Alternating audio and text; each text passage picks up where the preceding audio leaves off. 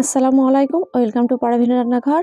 আজকে আমি শেয়ার করব ঘরের মধ্যে যখন আটা বা ময়দা কিছুই থাকবে না তখন খুব সহজে কিন্তু এই সফট ভাপা পিঠাটা তৈরি করে নিতে পারবেন। আর এই ভাপা পিঠা তৈরি করে নিতে শুধুমাত্র 1 কাপ সুজি থাকলে হয়ে যাবে। তো চলুন বেশি সময় নষ্ট না করে ভাপা পিঠা রেসিপিটি দেখে নিই। সর্বপ্রথম একটা বোলের মধ্যে নিয়ে নিব 1 কাপ সুজি। আর এই 1 কাপ সুজির জন্য দিয়ে দিচ্ছি মিষ্টির জন্য 1 চামচ চিনি। এখন আমি এর মধ্যে দিয়ে দিব 1 চিমটি লবণ। আর লবণটা দেওয়ার কারণে টেস্টটা খুব সুন্দরভাবে হবে। এরপর দিয়ে দিব বেকিং পাউডার 1 চামচ। এই 1 চামচ বেকিং পাউডার দেওয়ার কারণে খুব সুন্দরভাবে ফুলে উঠবে।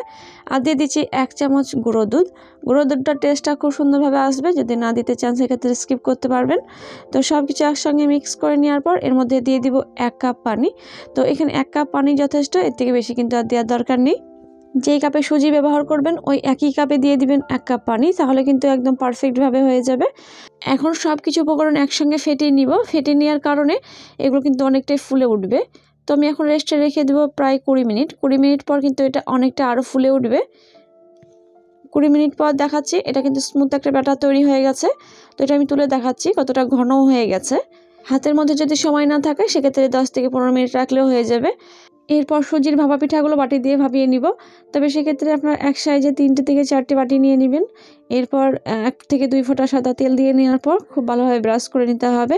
এতে করে যখন দেখবেন ব্যাটারগুলো দিবেন তাহলে কিন্তু নিচ থেকে লেগে আসবে না। এখন তেল ব্রাশ করে নেওয়া হয়ে গেছে। এর মধ্যে আমি যে আগে থেকে তৈরি করে রেখেছিলাম সুজির ব্যাটারটা, সেটা এখন অর্ধেকটা দিয়ে দিব বাটির মধ্যে আর অর্ধেকটা রেখে দিব বলের মধ্যে উপরটা সাজিয়ে নেওয়ার জন্য। তো এইভাবে আমি 2 থেকে 3 চামচ করে দিয়ে নিলাম। আর দেখে বুঝতে পারবেন এটা কেমনভাবে দিয়ে নিচ্ছি।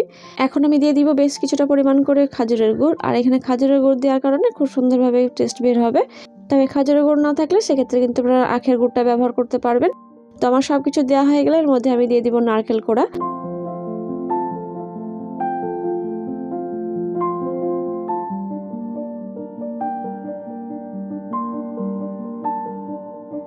নারকেল কোড়া দেওয়া হয়ে গেলে এর মধ্যে আমি আবারও দিয়ে দিব খাজুরের গুড়। তবে চাইলে দিবেন, না হলে স্কিপ করবেন, কিন্তু খেতে বেশি ভালো হবে। তো সর্বশেষে আমি যে ব্যাটারটা রেখেছিলাম সেটা এখন দিয়ে দিব এইভাবেই। তো 3টে বাটিতে একইভাবে দিয়ে দিব আর ভালোভাবে সিল করে নিব। পুরগুলো দেওয়ার পর ব্যাটারটা একটু বেশি দিবেন, তাহলে কিন্তু খুব সুন্দরভাবে এগুলো সেট হয়ে যাবে। আর উপর থেকে কিন্তু ভেসেও আসবে না নারকেলগুলো। ভাপা পিঠাটাকে একটু ভাপ দেওয়ার আগেই আমি এটাকে একটু সাজিয়ে নিচ্ছি, এতে করে দেখতে সৌন্দর্য লাগবে। আমি এগুলোকে কিশমিশ আর চেরি ফল দিয়ে সাজিয়ে নিব। আপনাদের পছন্দ অনুযায়ী আপনারা সাজিয়ে নেবেন।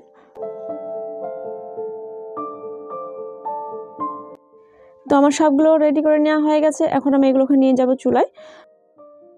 এখন চুলার জ্বালা অন করে আগে থেকে পানিটা গরম হতে রেখে দিয়েছি। এরপর একটা ছিদ্রযুক্ত থালা দিয়ে দিব। এখন ভাপা পিঠাগুলোকে আমি স্টিম করে নিব প্রায় 15 মিনিট। 15 মিনিটে খুব সুন্দরভাবে হয়ে যাবে। এগুলো কিন্তু টাইম লাগে না একদমই। তো ঢাকা দিয়ে রেখে দিব। আর ঢাকা দেওয়ার সময় অবশ্যই খেয়াল রাখতে হবে যে ঢাকনার মধ্যে ছিদ্র আছে সেটাও কিন্তু বন্ধ করে দিতে হবে।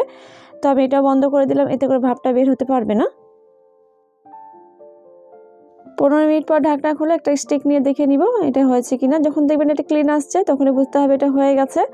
এখন চুলার জাল অফ করে ভাপা পিঠাগুলোকে ঠান্ডা করে নিব। আর ভাপা পিঠাগুলো যখন ঠান্ডা হয়ে আসবে তখন এর মধ্যে একটা চাকুর সাহায্যে একটু সাইডগুলো আলগা করে নিতে হবে। সাইডগুলো যখন আলগা করে নেবেন দেখবেন খুব সহজে ভাপা পিঠাগুলো বের হয়ে যাবে।